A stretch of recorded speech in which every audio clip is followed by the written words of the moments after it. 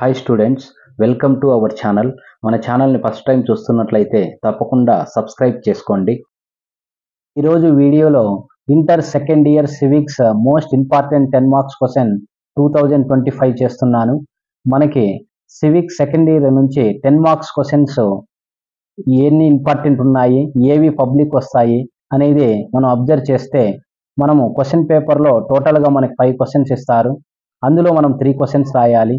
ఇప్పుడు నేను చెప్తున్నటువంటి క్వశ్చన్ కనుక మీరు బాగా చదువుకున్నట్లయితే ఖచ్చితంగా 3 క్వశ్చన్స్ అనేది మీరు రాయగలుగుతారు. 30 మార్క్స్ అనేది ఇక్కడే మీకు కవర్ అవుతుంది.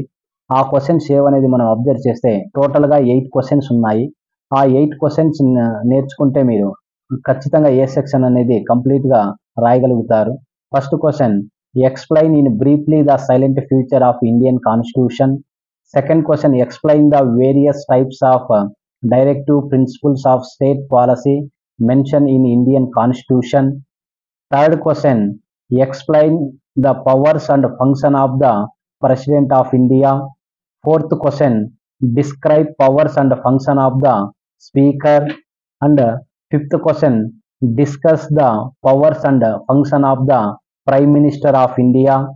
And sixth question, mention briefly the main provision of the 73rd Constitution Amendment Act.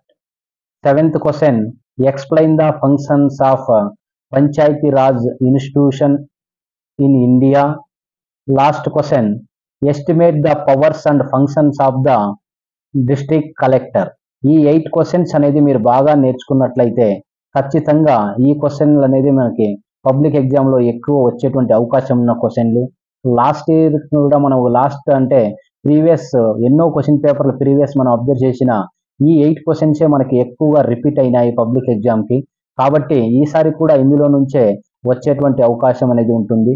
ఈ వీడియో కనుక మీకు నచ్చినట్లయితే తప్పకుండా సబ్స్క్రైబ్ చేసుకోండి మరియు లైక్ చేయండి. Thank you.